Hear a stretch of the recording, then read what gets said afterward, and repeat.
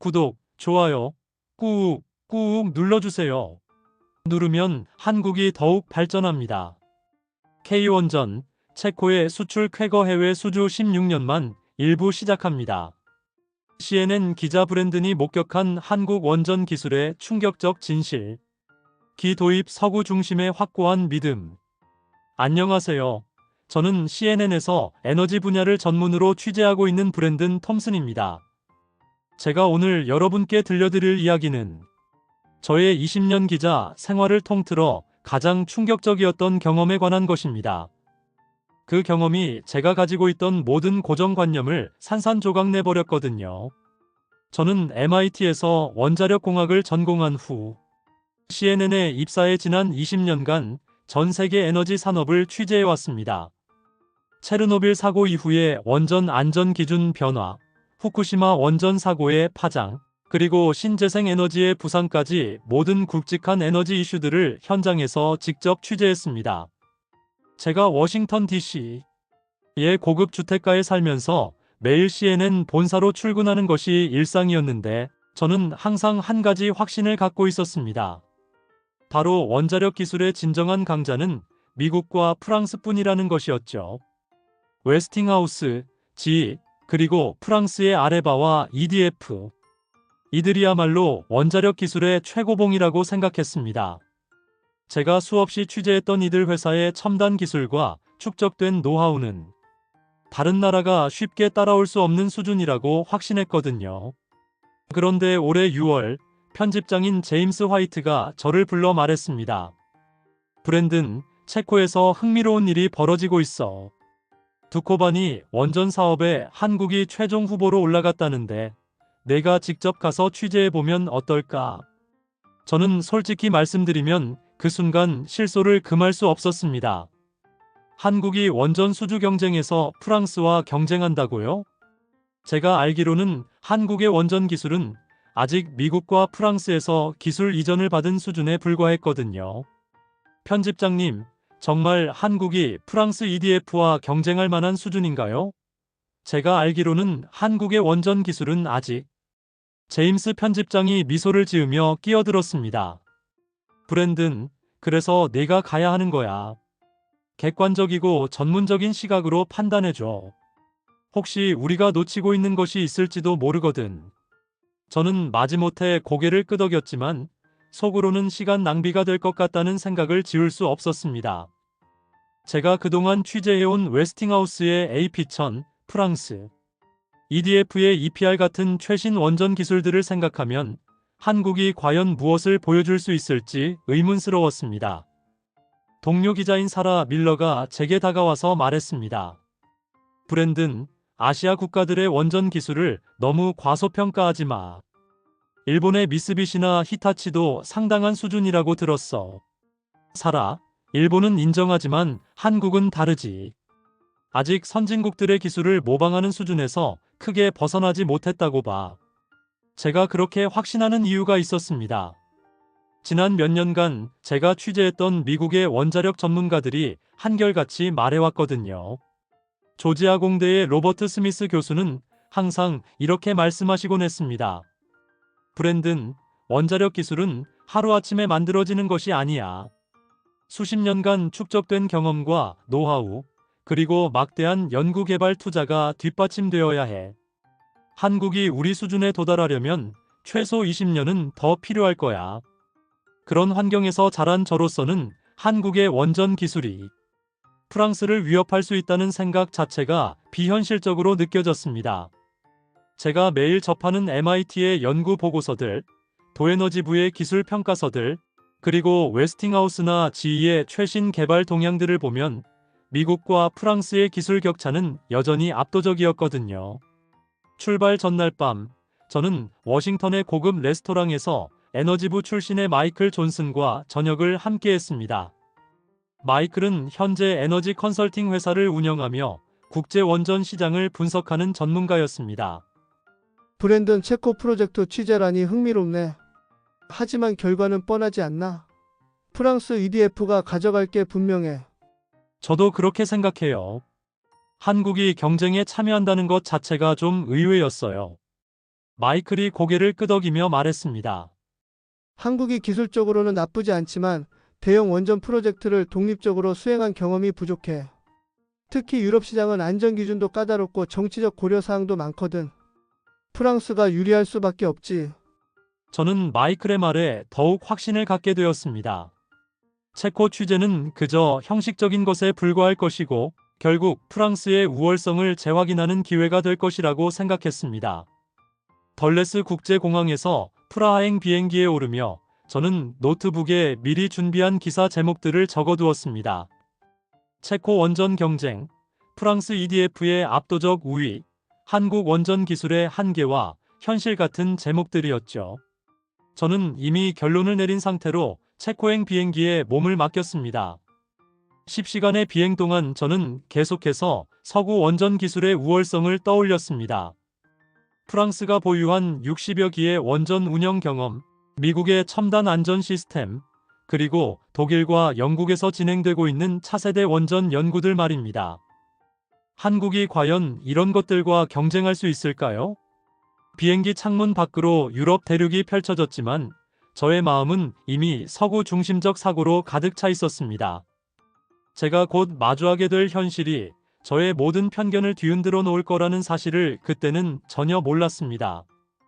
프라하 바칠라프 하벨 국제공항에 도착했을 때 저는 공항의 현대적인 모습에 감탄했지만 여전히 원전 기술 분야에서는 서구가 앞설 거라는 생각을 버리지 못했습니다. 공항에서 시내로 가는 택시 안에서 저는 스마트폰으로 프랑스 EDF의 최신 기술 개발 소식들을 확인하며 마음의 준비를 했습니다. 내일이면 체코 에너지부를 방문하고 각국 대표단들을 만나게 될 텐데 과연 어떤 이야기들을 들을 수 있을지 궁금했습니다. 하지만 결론은 이미 정해져 있다고 생각했습니다. 프랑스가 승리할 것이고 한국은 좋은 경험을 쌓는 정도로 만족해야 할 것이라고 말입니다. 저는 그날 밤 프라하의 호텔에서 잠들기 전까지도 서구 원전 기술의 우월성에 대한 확신을 놓지 않고 있었습니다. 하지만 다음 날부터 제가 마주하게 될 현실은 저의 모든 선입견을 산산조각 내버릴 만큼 충격적이었습니다. 한국의 원전 기술이 제가 상상했던 것과는 완전히 다른 차원에 있다는 사실을 깨닫게 될 줄은 꿈에도 몰랐습니다. 승전개 첫 만남과 예상 밖의 발견. 다음 날 아침, 저는 프라하의 상쾌한 공기를 마시며 체코 에너지부로 향했습니다. 오늘은 각국 대표단들과의 인터뷰가 예정되어 있었고, 저는 여전히 프랑스 대표단의 압도적 우위를 확인할 수 있을 거라고 생각하고 있었습니다. 에너지부 건물에 도착하자 펠릭스 노박 장관이 저를 맞아주셨습니다. 50대 중반의 그는 엔지니어 출신으로 체코의 에너지 정책을 총괄하고 있었습니다. 톰슨 기자님, 안녕하세요. CNN에서 저희 원전 프로젝트를 취재해 주신다니 영광입니다. 안녕하세요, 장관님. 이번 두코바니 원전 프로젝트는 유럽 전체가 주목하고 있는 사안인 만큼 정확한 정보를 전달하고 싶습니다. 노박 장관이 저를 회의실로 안내하며 설명하기 시작했습니다. 현재 최종 경쟁에는 프랑스 EDF와 한국 KHNP 컨소시엄이 남아 있습니다. 두 제안 모두 기술적으로는 우수하지만 각각 다른 장점을 가지고 있어요. 저는 속으로 생각했습니다. 기술적으로 우수하다고? 한국이 프랑스와 같은 수준이라는 건가? 하지만 외교적 수사일 뿐이라고 판단했습니다. 장관님, 두 제안의 가장 큰 차이점은 무엇인가요? 프랑스는 EPR 기술을 바탕으로 한 검증된 안정성을 강조하고 있고 한국은 APR 1400 기술과 혁신적인 안전 시스템, 그리고 경제성을 내세우고 있습니다. 그 순간 한국 대표단이 회의실로 들어왔습니다.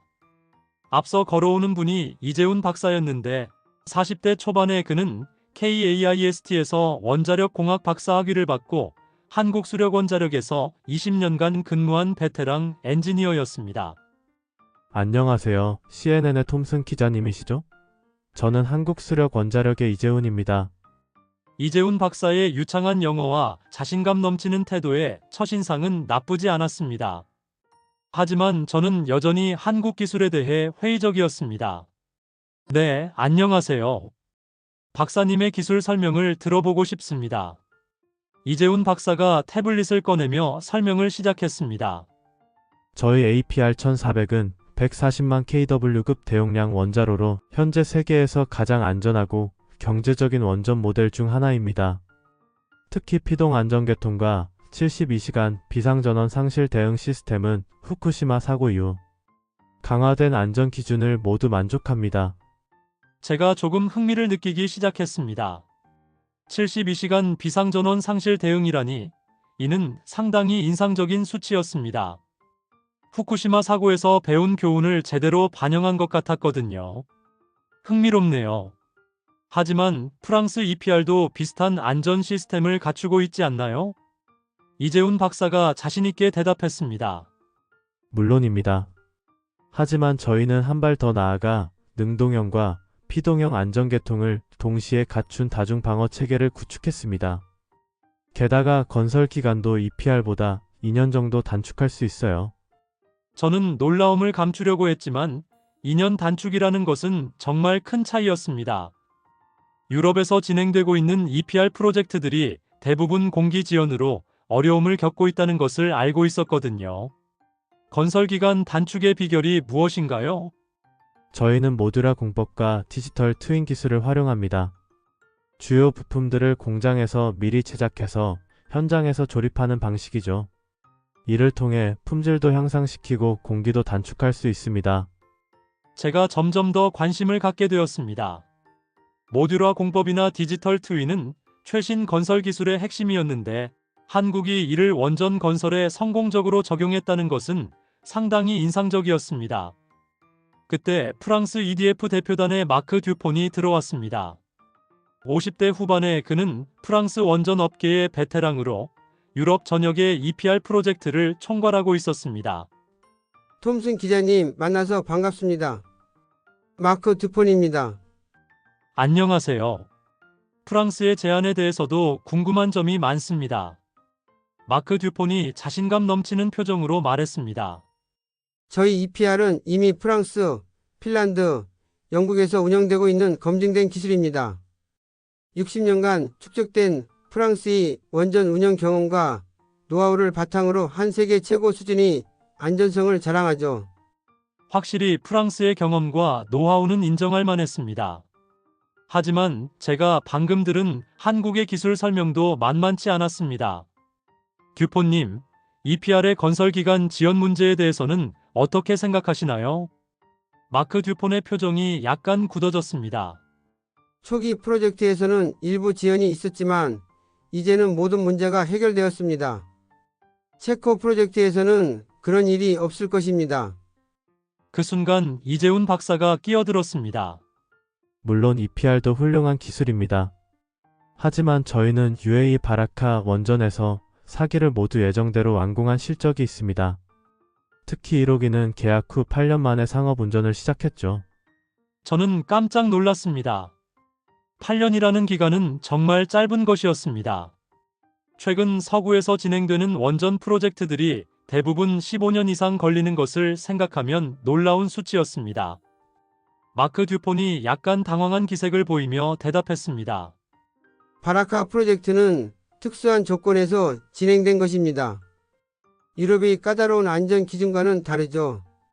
이재훈 박사가 차분하게 반박했습니다. 바라카 원전은 미국 NRC와 동등한 수준의 안전 기준을 적용했습니다. 오히려 일부 안전 시스템은 기존 EPR보다 더 강화된 것들이죠. 저는 두 전문가 간의 논쟁을 지켜보며 점점 더 흥미를 느꼈습니다. 처음에는 일방적일 것이라고 생각했던 경쟁이 생각보다 치열했던 것입니다. 노박 장관이 중재하며 말했습니다. 두 제안 모두 각각의 장점이 있습니다. 저희는 기술적 우수성뿐만 아니라 경제성, 신뢰성, 그리고 장기적 파트너십 가능성을 종합적으로 검토하고 있어요. 그 후 저는 각 대표단과 개별 인터뷰를 가졌습니다. 프랑스 팀과의 인터뷰에서는 예상대로 검증된 기술과 풍부한 경험을 강조했지만 최근 프로젝트들의 지연과 비용 증가 문제에 대해서는 명확한 해답을 제시하지 못했습니다. 반면 한국 팀과의 인터뷰에서는 구체적인 데이터와 혁신적인 해결책들을 제시했습니다. 특히 이재훈 박사가 보여준 스마트 건설 관리 시스템과 예측 정비 기술은 정말 인상적이었습니다. 박사님, 이런 혁신적인 기술들은 언제부터 개발하기 시작했나요? 저희는 2000년대부터 차세대 원전 기술 개발에 집중해 왔습니다. 특히 4차 산업혁명 기술들을 원전에 접목하는 것에 많은 투자를 했죠. 저는 점점 더 놀라움을 감출 수 없었습니다. 한국이 단순히 기존 기술을 모방하는 것이 아니라 독자적인 혁신을 추구하고 있다는 것을 깨닫게 되었습니다. 그날 저녁, 저는 프라하의 한 레스토랑에서 하루 종일의 취재 내용을 정리하며 혼란스러운 마음을 달래려고 했습니다. 제가 기대했던 것과는 완전히 다른 상황이 펼쳐지고 있었습니다. 한국의 기술력이 생각보다 훨씬 높다는 것, 그리고 프랑스가 기대만큼 압도적이지 않다는 것을 깨닫기 시작했습니다. 전 위기와 전환 충격적 현실과 완전한 인식 전환. 다음 날, 저는 체코 정부가 마련한 특별 현장 견학에 참여하게 되었습니다. 두코바니 원전 부지를 직접 방문해서 각국의 기술 시연을 볼 수 있는 기회였습니다. 저는 여전히 프랑스의 우위를 확신하고 있었지만 어제의 인터뷰에서 느꼈던 의문들이 마음 한편에 남아 있었습니다.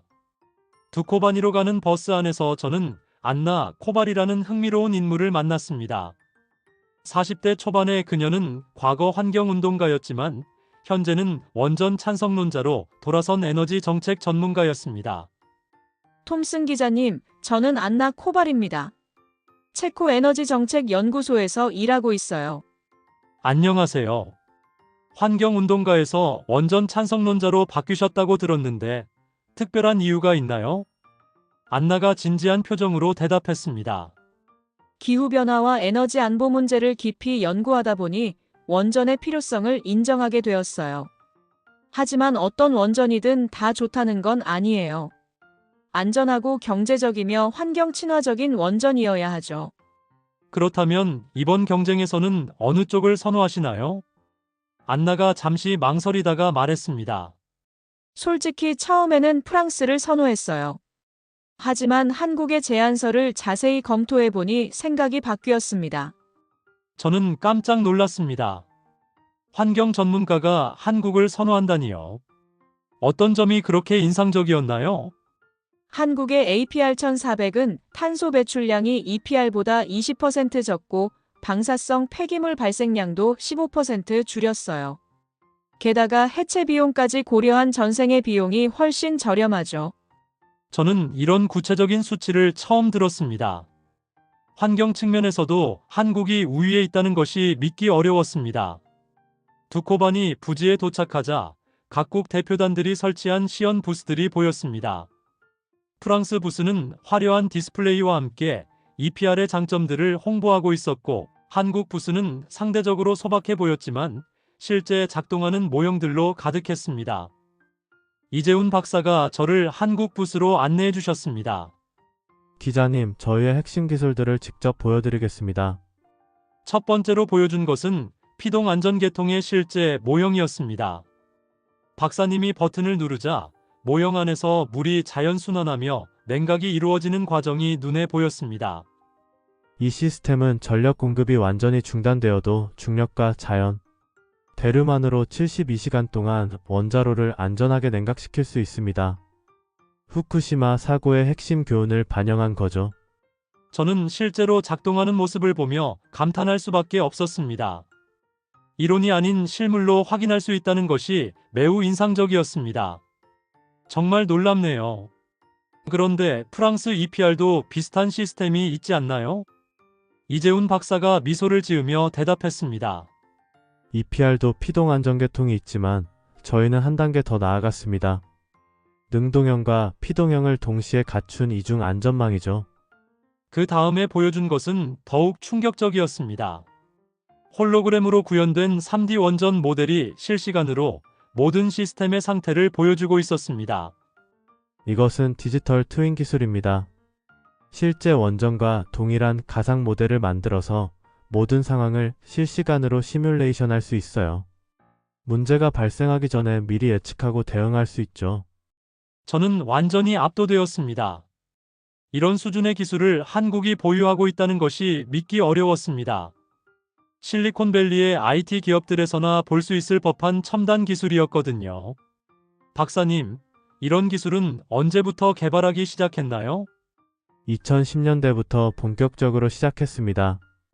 저희는 원전과 IT 기술의 융합을 통해 스마트 원전을 구현하고자 했어요. 그때 마크 듀폰이 한국 부스로 다가왔습니다. 그의 표정에서 당황한 기색을 읽을 수 있었습니다. 흥미로운 기술이네요. 하지만 이런 새로운 기술들이 안전성은 충분히 검증되었나요? 이재훈 박사가 자신있게 대답했습니다. UAE 바라카 원전에서 4년간 무사고 운영 중이고 미국 NRC와 유럽 원자력 안전 당국의 인증도 받았습니다. 마크 듀폰이 더 이상 할 말이 없어 보였습니다. 저는 그 순간 뭔가 중요한 변화가 일어나고 있다는 것을 직감했습니다. 오후에는 실제 건설 과정 시연이 있었습니다. 한국 팀이 가져온 모듈화 공법 시연을 보는 순간 저는 완전히 충격에 빠졌습니다. 거대한 원전 부품들이 레고 블록처럼 정확하게 조립되는 모습이었습니다. 이 방식으로 건설하면 품질 편차는 어떻게 관리하나요? 공장에서 제작하기 때문에 오히려 현장 건설보다 품질이 일정해요. 그리고 IoT 센서를 통해 모든 과정이 실시간으로 모니터링됩니다. 저는 점점 더 놀라움을 감출 수 없었습니다. 한국이 단순히 원전을 짓는 것이 아니라 건설 방식 자체를 혁신하고 있었던 것입니다. 그때 체코 에너지부의 한 관계자가 조용히 제게 다가와서 말했습니다. 기자님, 한국팀의 경제성 분석 결과를 보셨나요? 정말 놀라우실 거예요. 그가 보여준 자료에 저는 말을 잃었습니다. 한국의 제안이 프랑스보다 총 사업비에서 30% 저렴하고 전력 생산 단가도 20% 낮았습니다. 이 수치가 정확한 건가요? 3번 검토했습니다. 한국의 모듈화 공법과 효율적 건설 관리 덕분이에요. 저는 완전히 혼란에 빠졌습니다. 제가 20년간 믿어왔던 상식들이 모두 뒤바뀌고 있었습니다. 저녁 시간, 저는 이재훈 박사와 개인적인 대화를 나눌 기회가 있었습니다. 박사님, 솔직히 말씀드리면 오늘 본 것들이 너무 충격적이었습니다. 한국의 기술 수준을 완전히 잘못 판단하고 있었네요. 이재훈 박사가 겸손한 미소를 지으며 대답했습니다. 저희도 처음에는 선진국의 기술을 따라가는 것만으로도 힘들었어요. 하지만 포기하지 않고 계속 혁신해온 결과입니다. 어떻게 이런 혁신이 가능했나요? 실패를 두려워하지 않는 도전 정신과 끊임없는 학습이었죠.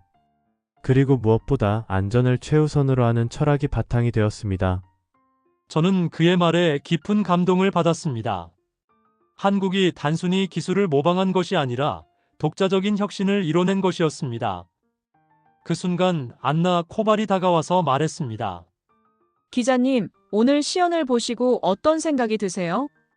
정말 충격적이었습니다.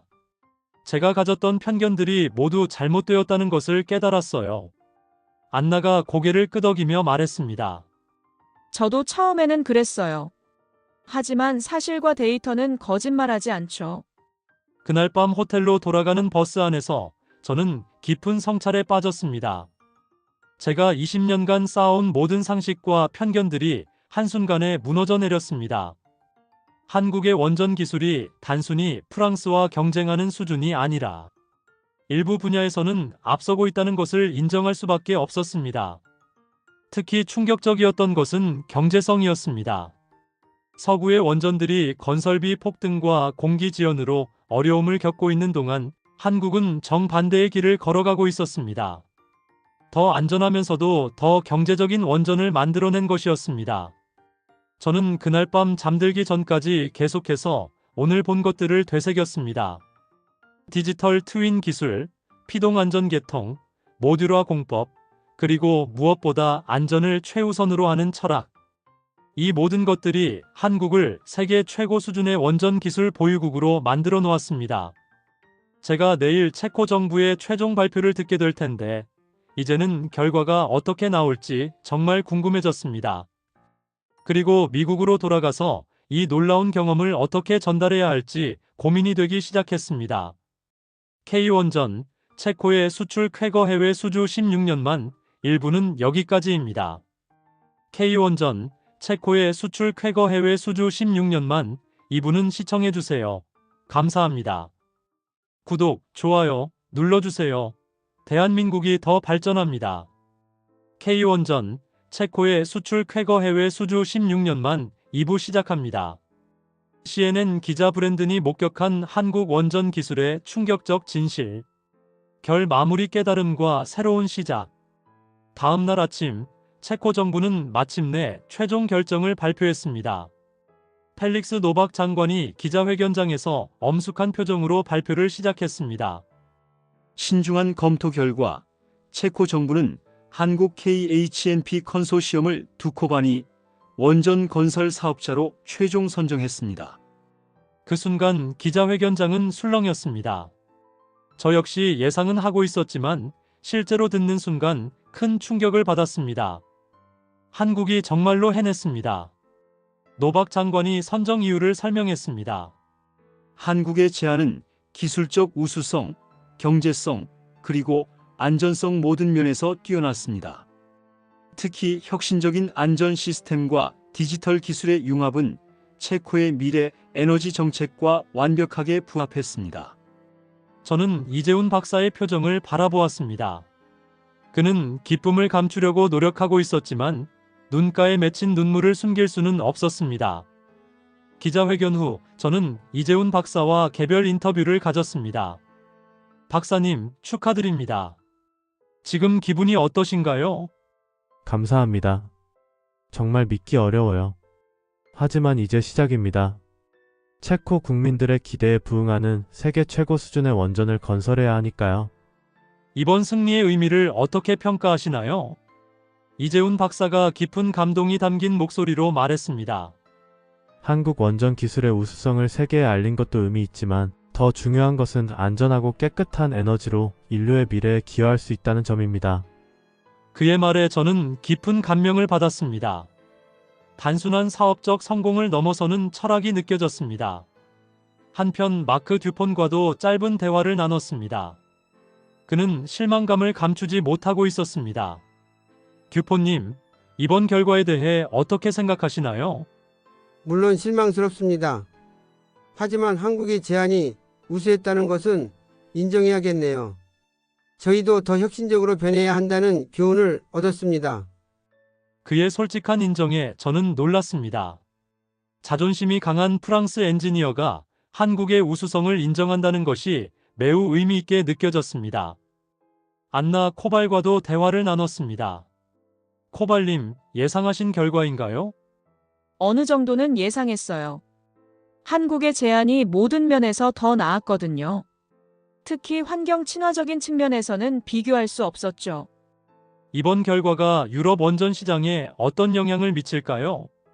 안나가 진지한 표정으로 대답했습니다. 큰 변화의 시작이 될 거예요.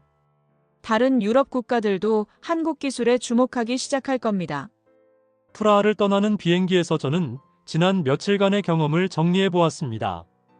제가 한국에 대해 갖고 있던 모든 편견들이 얼마나 잘못되었는지 깨달았습니다. 한국은 더 이상 기술을 따라가는 나라가 아니라 새로운 기준을 제시하는 선도 국가가 되어 있었습니다. 특히 인상 깊었던 것은 한국 엔지니어들의 마인드셋이었습니다. 단순히 기술적 우수성만을 추구하는 것이 아니라 안전과 환경, 그리고 경제성을 모두 고려하는 통합적 접근 방식이었습니다. 워싱턴에 도착한 후 저는 편집장 제임스 화이트에게 보고했습니다. 제임스, 정말 놀라운 일이 벌어졌어요. 한국이 체코 원전 수주에 성공했습니다. 정말요? 프랑스를 이겼다고요? 네, 그것도 압도적으로요. 기술, 경제성, 안전성 모든 면에서 한국이 앞섰어요. 제임스가 깜짝 놀란 표정으로 말했습니다. 브랜든, 그럼 당신의 기사 방향을 완전히 바꿔야겠네요. 네, 저도 완전히 새로운 관점으로 써야 할 것 같아요. 그날부터 저는 완전히 새로운 기사를 쓰기 시작했습니다. 한국 원전 기술의 놀라운 역전, 서구 중심주의를 뒤흔든 한국의 혁신이라는 제목으로 말입니다. 기사가 나간 후 많은 반응이 있었습니다. 일부는 믿기 어렵다는 반응이었고, 일부는 이미 예상했던 일이라는 반응이었습니다. 하지만 대부분은 한국의 기술력에 대해 새롭게 인식하게 되었다고 했습니다. 동료 기자 사라 밀러가 저에게 말했습니다. 브랜든 정말 놀라운 기사였어. 한국에 대한 내 생각도 완전히 바뀌었어. 사라, 나도 실제로 보기 전까지는 믿을 수 없었어. 하지만 사실은 사실이야. 몇 주 후, 저는 MIT의 원자력 공학과에서 특별 강연을 하게 되었습니다. 제목은 한국 원전 기술의 혁신과 미래였습니다. 강연장에는 제가 존경하던 로버트 스미스 교수도 참석했습니다. 강연 후 그가 저에게 다가와서 말했습니다. 브랜든, 정말 놀라운 내용이었네. 나도 한국을 과소평가하고 있었나 봐. 교수님, 저도 마찬가지였어요. 실제로 보기 전까지는 믿을 수 없었거든요. 앞으로는 더 열린 마음으로 지켜봐야겠어. 기술 혁신은 어디서든 일어날 수 있으니까. 그날 집으로 돌아가면서 저는 깊은 성찰에 빠졌습니다. 제가 20년간 쌓아온 편견들이 얼마나 위험한 것인지 깨달았습니다.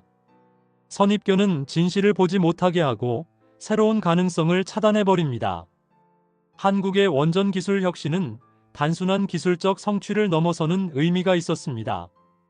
그것은 끊임없는 도전과 혁신 정신, 그리고 안전을 최우선으로 하는 철학의 결과였습니다. 몇 달 후 체코에서 두코반이 원전 건설이 시작되었다는 소식이 들려왔습니다. 이재훈 박사팀이 약속대로 혁신적인 건설 방식으로 진행하고 있다고 했습니다. 저는 그 소식을 들으며 다시 한번 감동을 받았습니다. 한국이 단순히 수주에 성공한 것이 아니라 실제로 약속을 지켜나가고 있다는 것이었습니다. 이제 저는 에너지 분야를 취재할 때마다 더욱 열린 마음으로 접근하게 되었습니다. 어느 나라든 어떤 기업이든 혁신의 가능성은 열려 있다는 것을 깨달았기 때문입니다. 한국의 원전 기술 혁신 사례는 제게 인생의 새로운 전환점이 되었습니다. 편견 없는 시각으로 세상을 바라보는 것, 그리고 항상 배우려는 자세를 갖는 것의 중요성을 일깨워 주었습니다. 오늘의 사연은 여기까지입니다. 오늘의 사연 재밌게 보셨다면 좋아요와 구독 꼭 부탁드릴게요. K원전, 체코의 수출 쾌거 해외 수주 16년만 2부였습니다. 감사합니다.